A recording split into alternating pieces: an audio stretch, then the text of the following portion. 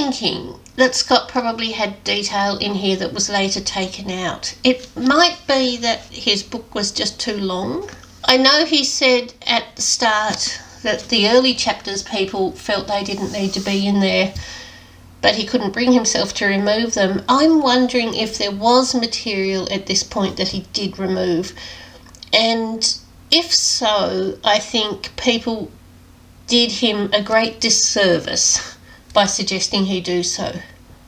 It may not have been such a big issue at the time, but it's one of the things that prevents this book from being a modern classic. It's somewhat incomprehensible to us. One of the reasons for that is we don't know much about what was going on at the time.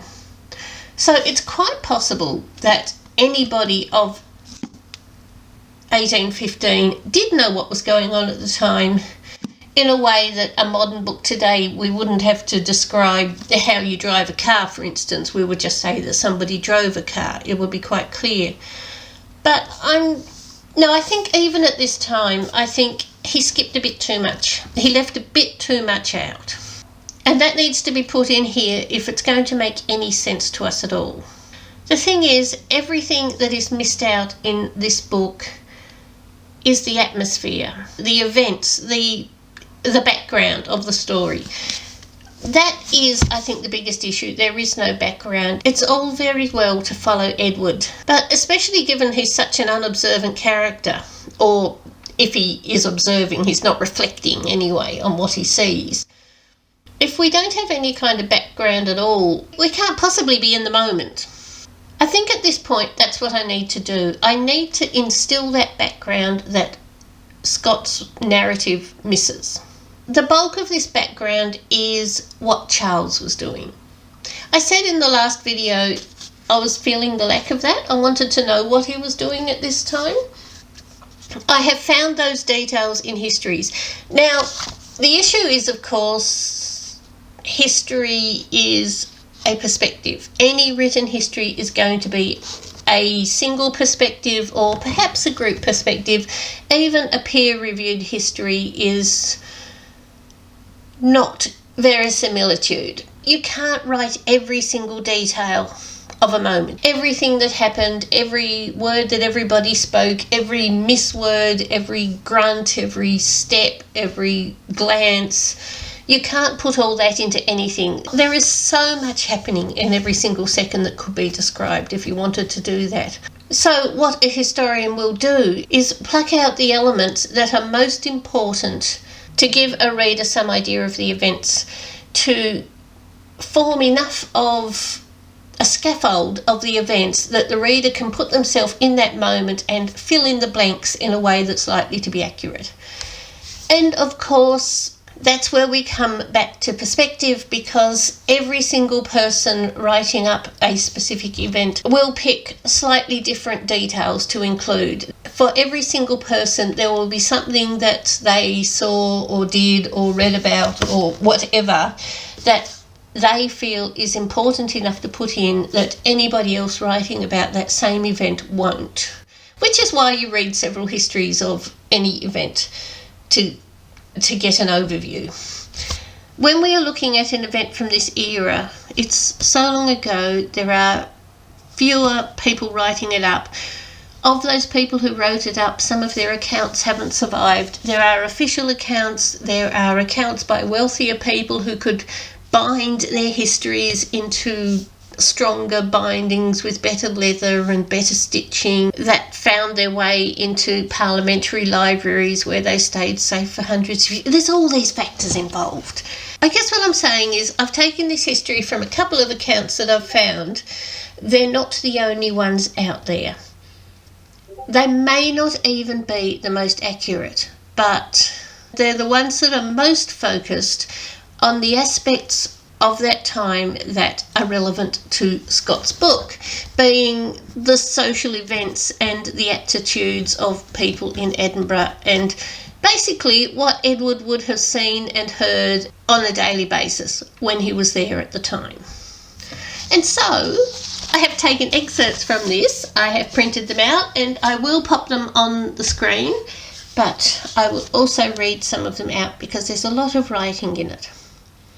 So the first page that I've got here, now most of this comes from, I can't remember the man's name.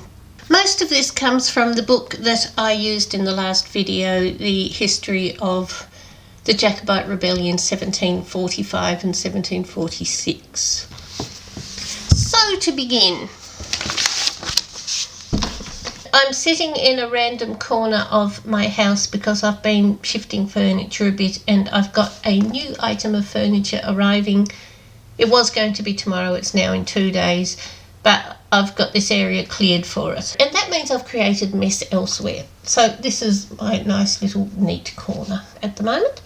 In the last video, I described their return from Preston Pans to Edinburgh. Now, it doesn't make it clear for some time in the book, but Fergus went back to Mrs. Flockhart's, where he had been before.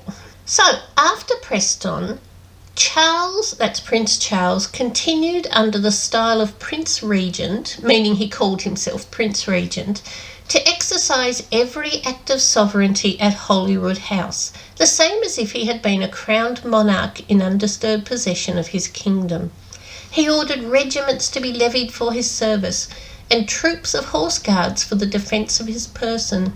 He appointed a council to meet him every morning at 10 o'clock, the members of which were, and I won't read them all out, but one of them here, two of them here are Lord George Murray and Secretary Murray. Now, in the book, if you read the book, you'll find various people mentioned with the long dash. One of them is M with a long dash. M with a long dash is one of these Murrays. I'm not sure which, but one of these Murrays. There's George Murray, there is Secretary Murray. They're brothers, I believe. So we've got all these people who are part of his court. So we've got these two Murrays, and we've got Sullivan, who is called Quartermaster General, and we've got a few others, and then we've got all the Highland chiefs, and they're part of his council. Charles also proposed to assemble a Scottish Parliament in order at once to gratify the vanity of the people and to interest them in his proceedings. So that's the first page I've got there. That's the first things he does when he gets back. So he jumps straight into setting himself up to be a monarch, which is fairly good politics, really. Other accounts of the time say that at this point he was in a very strong position, and some say that if he had just done things a bit differently, he could have won over all of Edinburgh to his cause. But at this point he hasn't. His deportment during this brief period of triumph was generally considered pensive. He seemed least of all men elated by his victory, and had the air of one who is oppressed by business and care. That is exactly what I wanted to know in the last video. How was he reacting to this? And I like that. I like that he didn't let that victory go to his head. He just jumped straight into the next thing. This may be accounted for by the magnitude and hazard of his enterprise, meaning he's one tiny little victory in a little village in Scotland is just nothing to... He wants to take England in the end. He's got a lot ahead of him. Or by the difficulty which he is said to have experienced in conducting himself with impartiality among his adherents.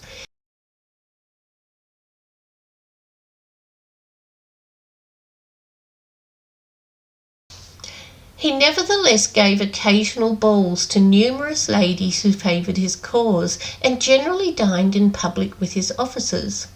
On these occasions, if not uniformly cheerful, he at least exerted himself to appear pleased with the local and moral character of his paternal kingdom. And this is where Edward has a place in the world. Charles is giving balls, Charles is holding dinners, he is being nicely social, even though his heart's not really in this and he's thinking ahead to future battles. And he is perhaps not very comfortable with his position, although he hasn't really said anything about that. But he's being very social, and that's what you expect of a court. especially a French court. We all know about Louis XIV and his activities and his extravagance and indulgences, and this is part of Charles's heritage. He's Scottish on one side, French on the other, so he's kind of mixing the two up here. The ladies who attended his entertainments in Holyrood took pleasure in contributing their plate, china and linen for his service. I really liked this bit. I never found this detail anywhere else. And many an old posset dish and snuff box, many a treasured necklace and repeater, many a jewel which had adorned its successive generations of family beauties, was at this time laid in pledge in order to raise him pecuniary subsidies. So all these ladies in Edinburgh who took up his cause, who were so inspired by the romance of the whole thing and by him and by the fact that they're too low down the social chain to participate in the Hanoverian aristocracy, but Charles was letting more people in. Charles's court was smaller. His social scene was built from people who were probably a very good name, but certainly they're not the dukes and the earls that you had in England. And as well as that, that's not precisely just explained here. I get that from several sources. But what it is saying here is that a lot of these ladies in Edinburgh who were so inspired by his cause were going out and pawning their family heirlooms to get money to donate to him, which is kind of tragic. It is and it isn't. It's a grand gesture. And obviously they felt strongly enough, they felt that this was a worthwhile thing to do, to give up basically their lives, not quite their lives, but it's next to their lives, isn't it? It's their heritage. But I sort of think those things do belong in the family. I place great value on that sort of thing. The continuity of a family line through its physical objects. I don't mean that in a materialistic way, but just to hold something that your great-great-grandmother held is a remarkable experience. And I think it's the sort of thing that makes families stronger. Anyway, they're pawning their stuff and giving him money. By giving these entertainments, Charles at once rewarded and secured the affections of his female partisans. It is well known that the ladies exercised prodigious influence over his fortunes. So the money that he got from all these women helped him a lot. Okay, on to the next one. Somebody who was writing about this, and when I printed it, I've missed the line out, would you believe? Somebody who was a soldier in the town at this time wrote that it was impossible for a loyal soldier to win the smiles of any lady worthy of his attention, all of them being in love with the Chevalier, and not even scrupling to avow their Jacobitism by wearing white breast knots and ribands in their private assemblies. Charles, though said to have been at this period of his life indifferent to women, saw and seized the opportunity of advancing his interests by their means, and accordingly at all his balls, which he gave in the picture gallery of Holyrood House, he exerted himself to render them those attentions which go so far with the female heart under any circumstances, but which must of course have been peculiarly successful coming from one of his rank. Now this is a British account, but sort of implying that he was being a bit of a womanizer, even though he wasn't particularly interested in women, in order to garner support, pecuniary and otherwise. Whether that's true or not, we can't be sure, but he certainly had these assemblies. He certainly received donations from a lot of women, and I see no reason to doubt that soldiers at the time felt women were more interested in the prince than in them, or at least one or two must have happened. So, still talking about Charles. He talked, he danced, and he flattered. In his conversation he had all the advantages of high breeding, besides that of a certain degree of talent which he possessed for witty and poignant remark. In his dancing he had the equal advantage of a graceful person and exquisite skill, not to speak of the effect produced by the very circumstance of his dancing, at least upon the favoured individual. So he was good at dancing, he was graceful, he was eloquent and exquisite and all of that, and educated, but just the very fact that a young lady of this time might get to dance with a prince, that in itself was the stuff of fairy tales. Charles's flattery was of course effective precisely in proportion to the estimation in which his rank was held. He was courteous to the lower ranks, he was more charming and flattering to those who were closer to his own. And I don't think there was anybody here who was particularly close to his own rank, unless you'd consider the daughters of the chieftains and the daughters of gentlemen of the town, like, what was that woman's name? Like Clementina? But if he was talking to, for instance, the Mrs. Flockharts of the world, he would have just been polite. In all his proceedings, he was ruled by a due regard to impartiality. As there were both Highland and Lowland ladies in the company, he called for music alternately appropriate to these various regions.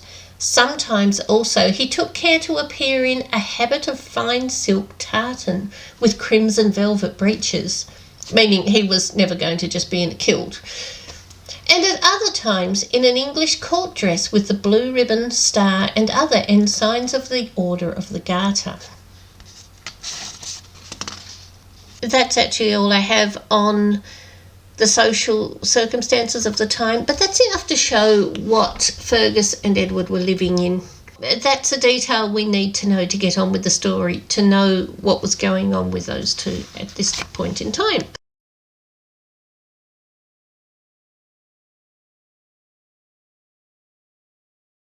Chapter 52. This is one of those bridging chapters. They're in Edinburgh. The Jacobites are just living in lodgings in Edinburgh somewhere, and their lives seem to be going on pretty well as normal. Probably not the soldiers' lives, but Edward and the people he knows. So he's becoming better friends with Talbot. He's seeing more in Talbot as the days go on, which is just like Edward to do that. And he's seeing more of what a British soldier is and should be, because he's got this perfect role model here. He's realising that Talbot is lacking the pedantry of the Baron of Bradwardine. He is lacking the hyper-focused discipline of Major Melville, and he's a lot more self-contained than the Scottish people. Talbot doesn't like anybody else who is here. Talbot is very prejudiced against the Scottish people. Now, this seems to be deemed a good thing. This is one of the prerequisites of being a good English soldier. I don't know if Scott himself feels that, but he certainly thinks that's what his readers want to hear. So that's what he says here. Edward visits Flora and Rose and Tully and Fergus and all of those people quite often, every day it would seem, and he takes Talbot with him when he can, but Talbot hates them all. Talbot has opinions about everybody too. He sees Tully as the most intolerable formal pedant he has ever had the misfortune to meet with. He sees Fergus as a Frenchified Scotchman possessing all the cunning and plausibility of the nation where he was educated, with the proud, vindictive and turbulent humour of that of his birth. So he is all the worst elements of the French mixed with all the worst elements of the Scottish. If the devil had sought out an agent for the purpose of embroiling this miserable country, I don't think he could find a better than Fergus. Talbot also didn't like the ladies much. Talbot said that Flora McKeever was a fine woman and Rose Bradwardine a pretty girl, but Flora destroyed the effect of her beauty by an affectation of the grand airs which she had probably seen practised at the mock court of St. Germain's.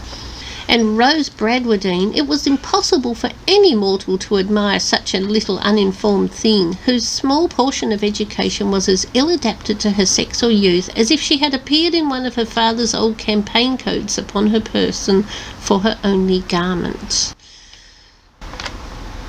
It's really, really, really harsh.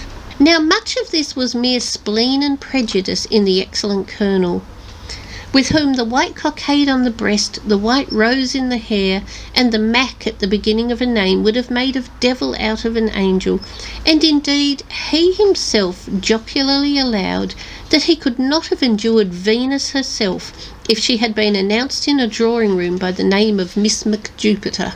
So after Talbot has given his opinions of all these people, Edward starts to look at them a little differently. Or at the very least, take a second look at them to see if he still thinks the same as he did. Flora hasn't changed in her behaviour to him. She's very cool. She's very civil all the time, but completely distant. That has not changed. On the other hand, Rose Bradwardine gradually rose in Waverley's opinion. That sentence took me by surprise, coming straight after the lines about Flora being so distant, because I didn't see that changed how he felt about her in any way. But that following sentence implies that maybe that was the case. Rose Bradwardine gradually rose in his opinion. As time went on, she was less timid with him, and he noticed that she has very good manners. She has a certain dignity of feeling and expression which he had not formerly observed, and she omitted no opportunity within her reach to improve herself. Flora and Rose are good friends, and Flora, Scott says here, has been taking great care to make sure that Rose shows to an advantage, and if there's anything that she does particularly well, Flora has been making sure that she does do those things. So Edward sees her at her best. Now, Flora realises that Rose is in love with Edward, and she thinks that's a really good match because Edward is, as she said before, a very domestic sort of person, definitely a homebody, very gentle-souled person. She thinks he would suit Rose well because that was, as she said many pages ago, she was worried about what would happen to Rose, because if Rose ends up married to a harsh person, that harshness will just make her shrivel up and die. She's too gentle a soul for that. She needs a gentle husband, and Flora didn't think such a person could really exist, or at least he didn't think that Rose would ever meet such a person, but she's thinking Edward is the one.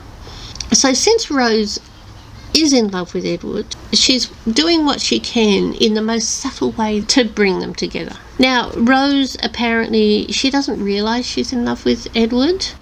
She doesn't realise that she's sort of exposed her feelings to Flora. It's all too new to her. She just doesn't understand. She just thinks very highly of Edward. The other thing that Flora is doing here is she is keeping Rose away from Fergus, because Fergus has a few different times talked about wanting to marry Rose. But Flora knows her brother very well, and she knows that Fergus wouldn't marry anybody unless there's some personal gain in it to him. He would not have given his hand to an angel unless for the purpose of strengthening his alliances and increasing his influence and wealth. Fergus apparently doesn't realise that Bradwardine Manor is entailed on this male heir, and Rose won't get it.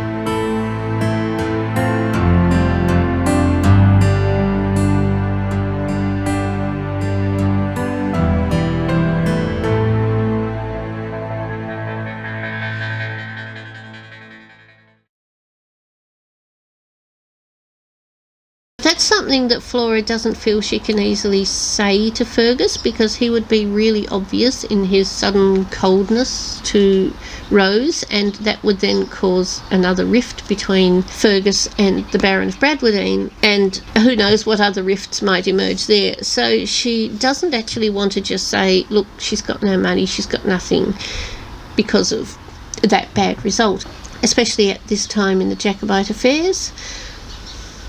So what she's doing is she's just quietly pushing Rose and Edward together as much as she can. Although Flora was sincerely attached to her brother, whose high energies might indeed have commanded her admiration even without the ties which bound them together, she was by no means blind to his faults, which she considered dangerous to the hopes of any woman. The real disposition of Edward, on the other hand, seemed exclusively domestic. He asked and received no share in the busy scenes which were constantly going on around him, and was rather annoyed than interested by the discussion of contending claims, rights, and interests which often passed in his presence. All this pointed him out as the person formed to make happy a spirit like that of Rose. She made this comment to Rose one day that Edward doesn't seem to be interested in any of the politicking going on around, and Rose says, his genius and elegant taste cannot be interested in such trifling discussions. What is it to him whether the chief of the Macandalagas, who brought out only 50 men, should be a colonel or a captain? And how should he be supposed to interest himself in the violent altercation between your brother and young, another Scottish name, whether the post of honour is due to the eldest cadet of a clan or the youngest? Flora says, if he were the hero you suppose him, he would be interested in these matters. He would want to help sort them out. He'd want to mediate. But he doesn't. He's just not even really aware of them. It does give us a little bit of a clue as to the various minor disputes going on between the Scottish chieftains and how they're all sort of jostling for honours and privileges and presumably finances too. And then they have a brief conversation about Colonel Talbot and how he is a very disagreeable person. When the conversation goes back to Edward, Rose says, he's a brave man, he fought well. And Flora says, and I kind of like this bit, for mere fighting, answered Flora, I believe all men are pretty much alike. There is generally more courage required to run away. Now, I sort of like that because, well, partly because it's true, but I do wonder if this is kind of trying to shift the reader's perspective here on running away. Is this the first little seed of sometimes running away is an honourable thing? Is this paving the way for some future event that maybe Edward will be involved in? The chapter finishes with Flora saying, he will be most at home, my dear, and in his place, in the quiet circle of domestic happiness and elegant enjoyments of Waverley honour. He will refit the old library in the most exquisite Gothic taste, garnish its shelves with the rarest and most valuable volumes. He will draw plans and landscapes and write verses and rear temples and dig grottos, and he will stand in a clear summer night in the colonnade before the hall and gaze on the deer as they stray in the moonlight. And he will repeat verses to his beautiful wife who will hang upon his arm, and he will be a happy man. And she will be a happy woman, thought poor Rose. But she only sighed and dropped the conversation. And that's the end of the chapter. So, my thoughts. I do have one big thought here, which is what a hard task Scott has set himself. And I think this is another way in which he's made life difficult for himself without knowing it, because he's a novice author here. Because not only does he have to tell the story of Edward and give Edward some kind of triumphant conclusion, but he has to keep the readers on Edward's side, and he has set up Edward as the enemy here, and the only way for Edward to get out is to do something very cowardly, and even to go to Flanders because he's got connections who will obtain for him a pardon. Now that will help a little bit, that will mitigate some things, but we're reading this book here about Edward. We don't just want him to have a lucky extrication. We don't just want family to step in and take this misguided youth out of the problem. He needs to do it himself.